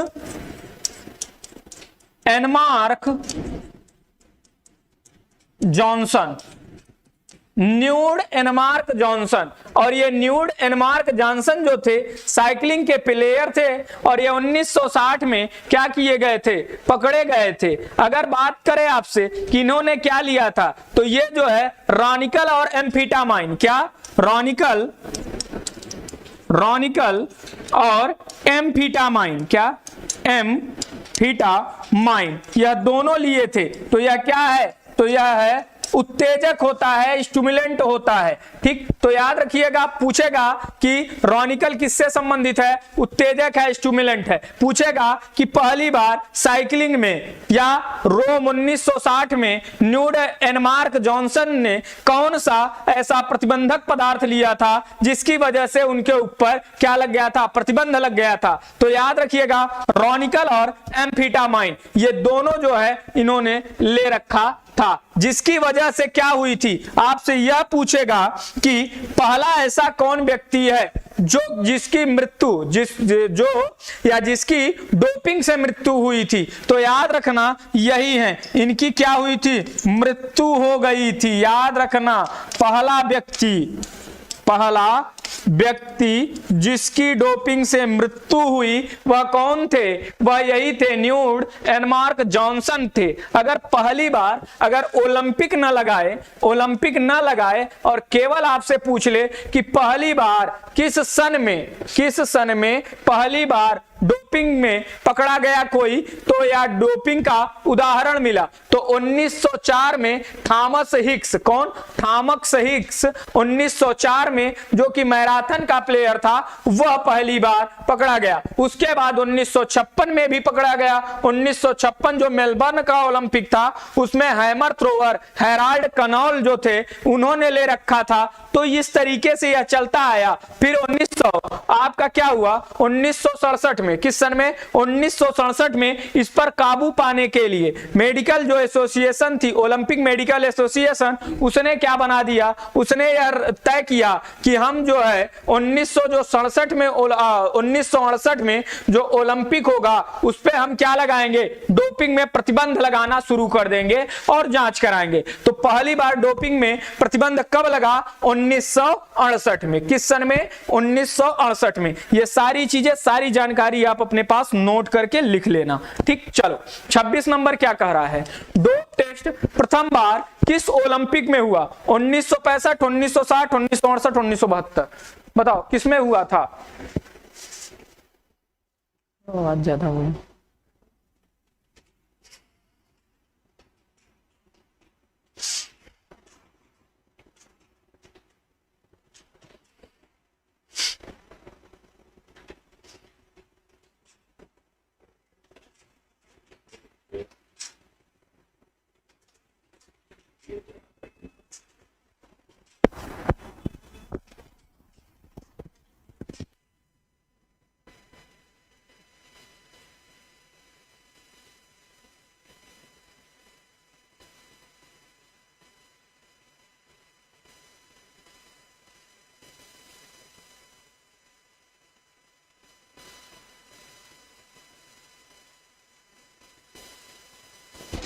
चलिए, तो क्या होगा, पहली बार मैंने बताया तो 1968, किस सन में, 1968 में पहली बार, कहां, किस ओलंपिक में, मैक्सिको ओलंपिक में।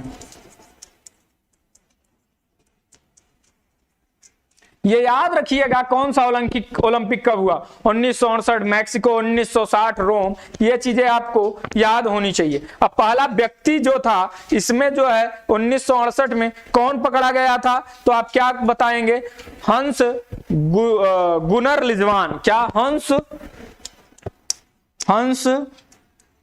गुनर लिजवान। और यह किस, आधुनिक पेंटाथेलॉन, आधुनिक क्या था, पेंटाथेलॉन,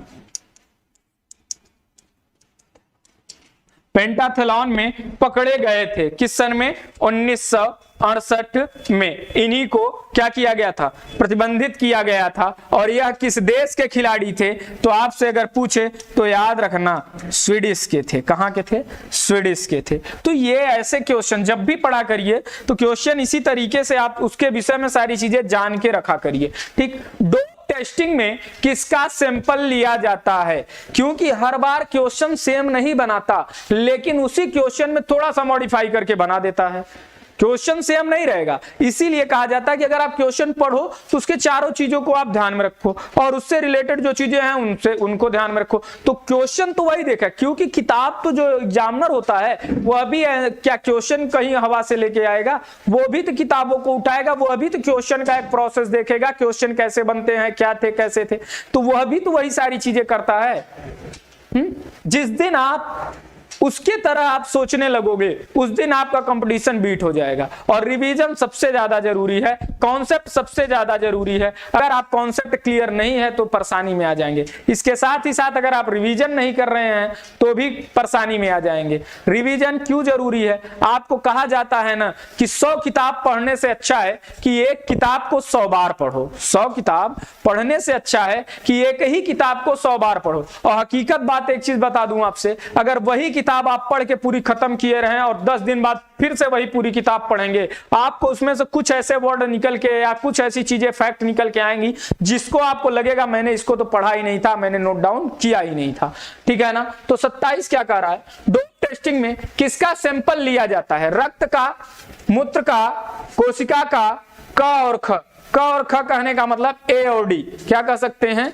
ए और डी। तो बताइए क्या होगा? तो अगर मैं इसकी बात करूं तो देखिए आप सबका आंसर बी आ रहा है, बी आ रहा है, बिल्कुल बिल्कुल बी आ रहा है मूत्र का। लेकिन महोदय आप लोगों से ये विनती होगी कि जब जब आना था तब, अब जो है ए और डी दोनों होता है, क्योंकि जब सैंपल लिया जाता है तो वहां पे रक्त का और मूत्र का दोनों का सैंपल लिया जाता है। जरूरी नहीं है कि अगर आप जीन डोपिंग किए हैं तो वहां पे मूत्र के माध्यम से पता नहीं चलेगा, वहां पे ब्लड के माध्यम से ही पता चलेगा। ठीक है ना? जरूरी नहीं है। कुछ ऐसे डोप होते हैं जो मूत्र के माध्यम से बाहर नहीं आते, तो उनमें क्या होगा? ए और बी दोनों होगा, यह याद रखिएगा। अब जितने भी पेपर आते हैं उसमें ए और बी ही होगा। क्या होगा? ए और बी, सॉरी ए और बी, ए और बी होगा, मतलब रक्त और मूत्र। और क्या होता? तो क्या होगा? तो याद रखिएगा उसमें क्या होता है, आप लोगों को वहां पे क्या होता है, 2 सैंपल लिए जाते हैं। जब भी सैंपल मांगा जाएगा 2 सैंपल लिया जाएगा और वह दोनों सैंपल को क्या किया जाता है, एक को चेक किया जाता है, दूसरे को लेबोरेटरी में रख दिया जाता है। आपके नाम, पता, खेल सब कुछ लिख के उसको लेबोरेटरी में रख दिया जाता है। और वह तब तक होता है जैसे मान ले, वो क्यों रखा जाता है? वह इसलिए रखा जाता है कि मान लीजिए आपने क्या कर दिया, आप अपने आप को क्या निर्दोष सिद्ध करना चाहते हैं, तो क्या किया जाएगा कि अब एक तो जांच हो गई, आप पकड़े गए या नहीं पकड़े गए, तो अब क्या करेगा कि दूसरा सैंपल जब रखा रहेगा तो आपका उस सैंपल को केमिकल के साथ रखा जाता है, जिससे कि आप जब भी दावा करें या दोबारा आप जांच करने के लिए का दावा करें तो वह सैंपल लेके आपका क्या कर दिया जाए, जांच कर दिया जाएगा। ठीक है ना?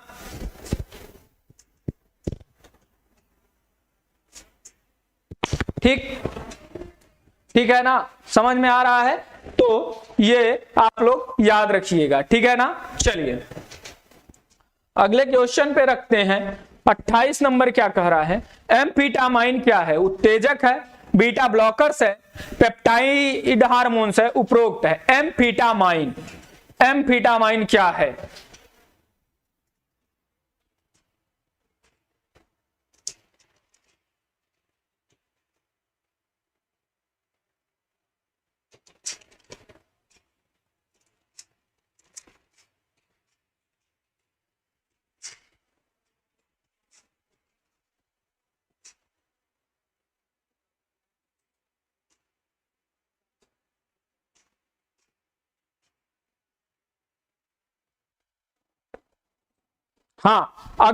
अगर देखो, अगर इसी में कब होगा, बी कब होगा आंसर मैं बता देता हूं, यह भी समझ लो। खैर देगा नहीं ऐसा, जब भी देगा अगर ऐसा आंसर दिया रहेगा, इसमें एक यहां पे ए और बी न देके, यहां ए और बी न देके कोई और दे दे कि इनमें से कोई नहीं, इनमें से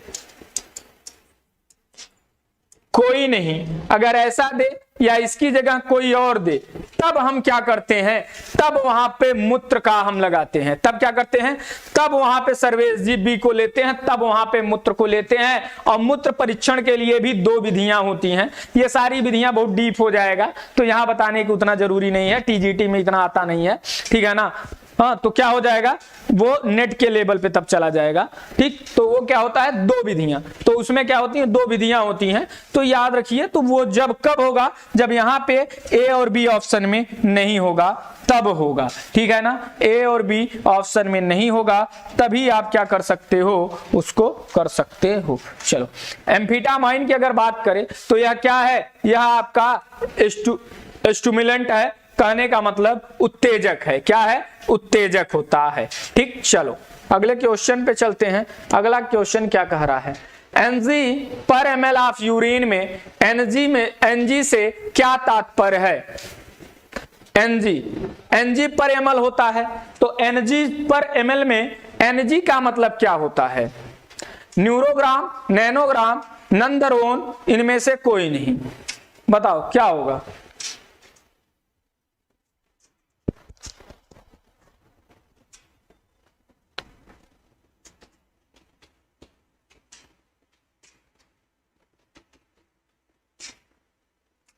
देखिए सर्वेश जी बड़े होशियार हैं। सर्वेश जी पहले ए आंसर देते हैं, जब सब लोग ए दे देंगे तो अपना आंसर बदल के बी कर लेते हैं।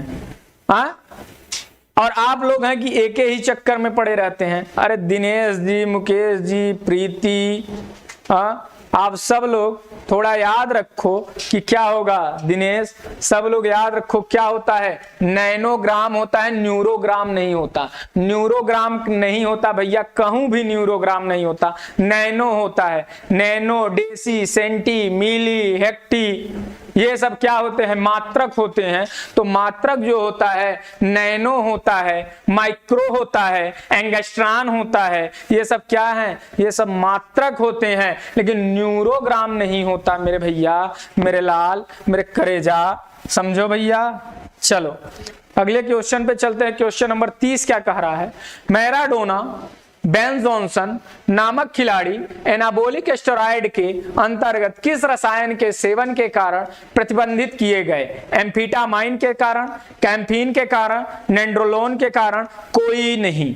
बताओ जल्दी से, किसकी बात कर रहा है, मैराडोना की, बेन जॉनसन की, इन सब की बात कर रहा है।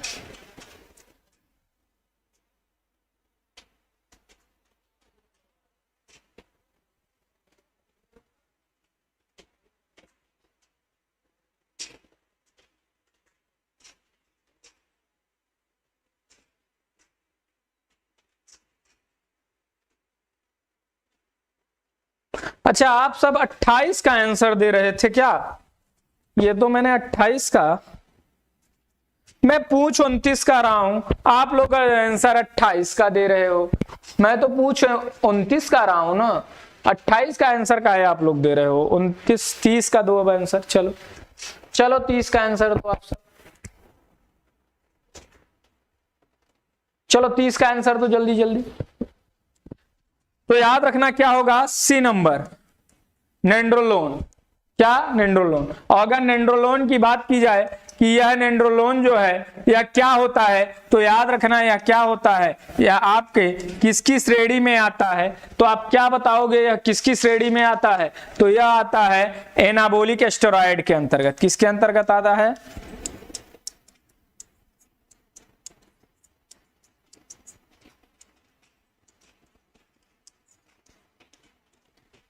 देखो जब भी पढ़ा करो ना, लिखा करो।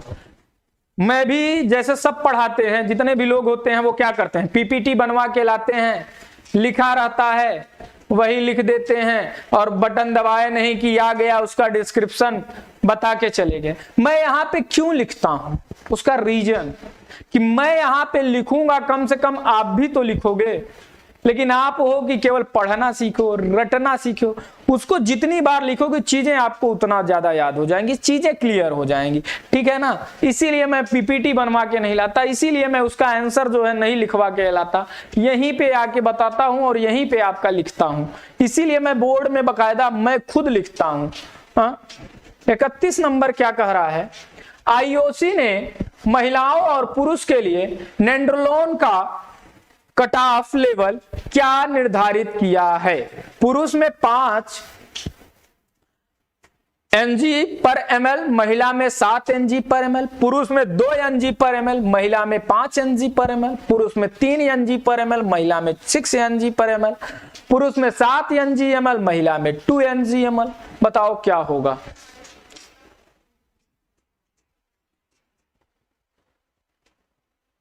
कल सर्वेश जी का आंसर आ चुका है 20।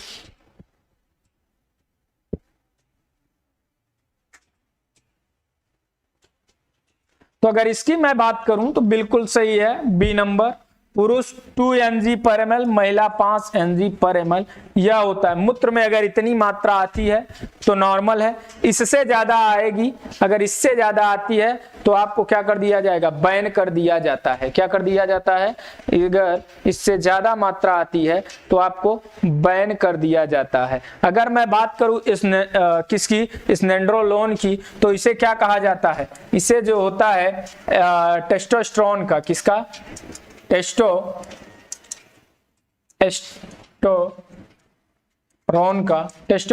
का सौतेला भाई कहा जाता है। सौतेला भाई कहा जाता है।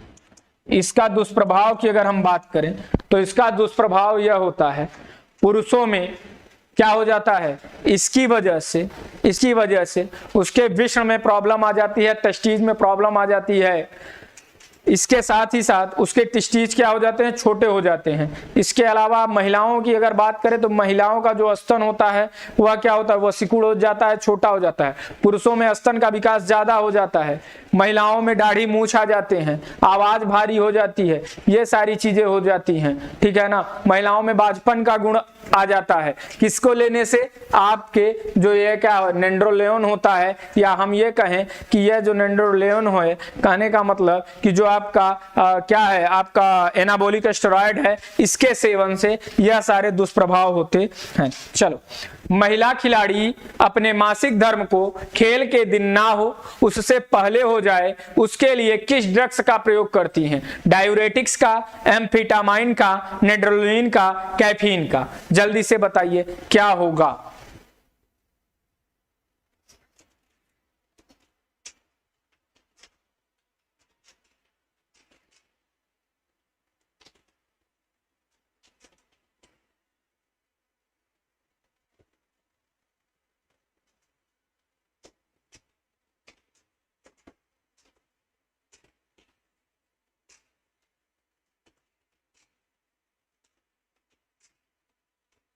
मुकेश का आंसर आ गया है 32 का ए, और किसी का? सर्वेश का 32 का सी,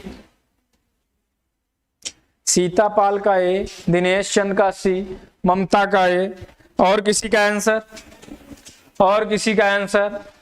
प्रीति गुप्ता का सी, और किसी का आंसर? महिलाओं में मासिक धर्म को खेल के दिन ना हो उससे पहले हो जाए या उसके बाद हो जाए, उसके लिए जो ड्रग्स का प्रयोग करती हैं महिलाएं, उसको हम क्या कहते हैं? बताओ। तो मैंने आपको पहले ही बताया था, और अगर अब भी आप क्वेश्चन गलत कर रहे हैं, देखते हैं एक बार किसका किसका आंसर सही है। मुकेश, सीता जी, ममता जी, 3 लोगों का आंसर सही है। सिर्फ दिनेश ने दिया है सी, प्रीति ने दिया है सी, सर्वेश ने दिया है सी। हाँ, तो कृपया करके याद रखिए, मैंने पहले ही बताया था, डायूरेटिक्स जो होता है इसकी वजह से क्या होता है? केमिकल लोचा होता है, और केमिकल के वजह से, केमिकल के बिगड़ाव की वजह से क्या हो जाता है? महिलाओं का जो मासिक चक्र होता है, जो मासिक धर्म होता है, वह टाइम से पहले भी हो जाता है और टाइम के बाद भी होने की संभावना हो जाती है, लेकिन उस दिन तो नहीं ही होता है, ये तो फिक्स ही होता है। ठीक, चलो अगले क्वेश्चन पे 33 नंबर क्या कह रहा है? निम्न में से कौन सा सिर्फ पुरुषों के लिए प्रतिबंधित है? Chorionic, gonadotropin, human growth hormone, corticotropin, इनमें से कोई नहीं। पुरुषों के लिए, केवल और केवल पुरुषों के लिए कौन सा प्रतिबंधित है, इसकी बात कर रहा है।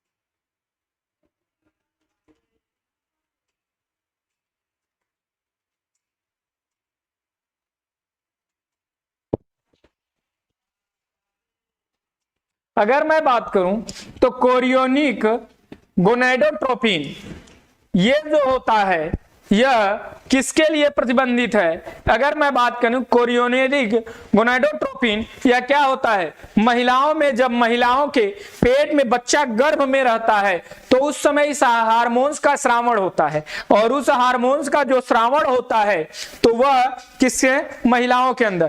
तो यह जो होता है यह क्या काम करता है? इसके साथ ही गोनेडोट्रोपिन, सीधे सीधे समझो तो गोनेडोट्रोपिन कहने का मतलब यह है कि यह क्या काम करता है? यह जो बच्चा गर्भ में है उसके लिए यह क्या होता है? उत्तरदायी होता है। कहने का मतलब यह पुरुषों के लिए क्या होता है? बैन होता है। क्यों? क्योंकि यह जो होता है टेस्टोस्टेरोन की मात्रा को बढ़ाने का काम करता है, इसलिए केवल और केवल यह किसके लिए?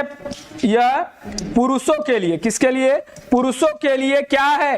बैन है। इसकी मात्रा 6.1 क्या होती है? 1.6 या 6:1 होती है। अगर इससे कम आता है तो ठीक है, लेकिन अगर 6:1 से जहां ज्यादा आएगा इसकी मात्रा किसमें? मूत्र में, तुरंत ही आपको प्रतिबंधित कर दिया जाएगा। ठीक, क्यों? क्योंकि टेस्टोस्टेरोन और एपीटेस्टोस्टेरोन इन दोनों को क्या करता है? बढ़ा देता है। इसके अलावा जो लुटियक हार्मोन्स होता है उस लुटियक हार्मोन्स को भी पुरुषों के लिए क्या किया गया है? बैन किया गया है। ठीक, किसके लिए? पुरुषों के लिए बैन किया गया है। चलो अगले क्वेश्चन पे, क्वेश्चन नंबर 34 क्या कह रहा है? कौन सा प्रतिबंधित रसायन बोन मैरो के स्टेम कोशिका को आरबीसी बनाने के लिए उत्तेजित करता है? Erythropoietin, diuretics, insulin, cortisol. जल्दी से बताओ क्या होगा इस क्वेश्चन का आंसर।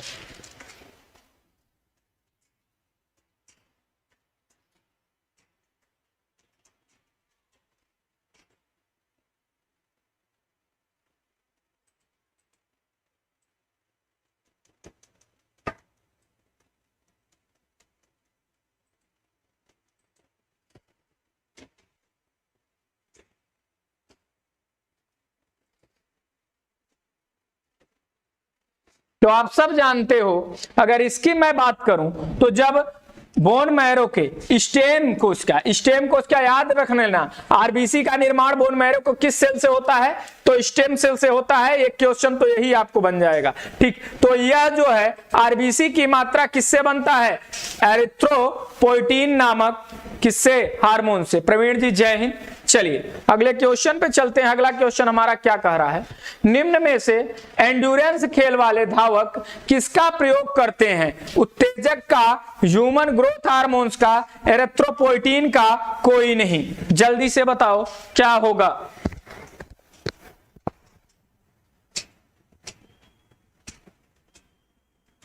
एंडोरेंस की बात की जा रही है, इसमें थोड़ा सा दिमाग लगाओ, खर्चो, समझ में आ जाएगा क्या है, कैसे है, कहां है, कब है।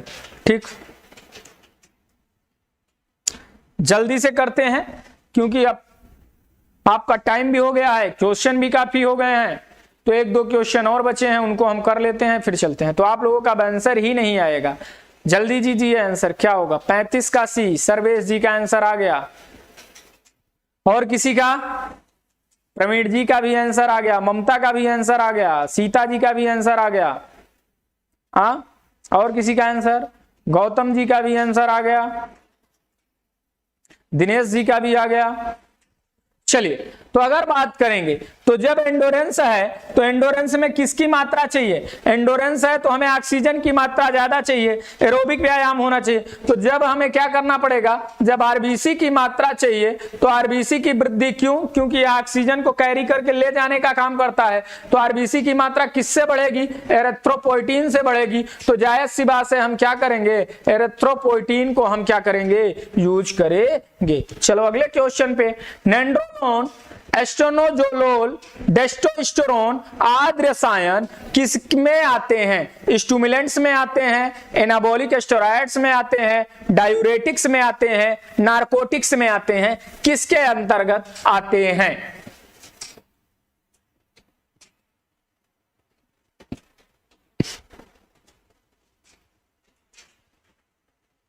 छत्तीस नंबर का आंसर दो।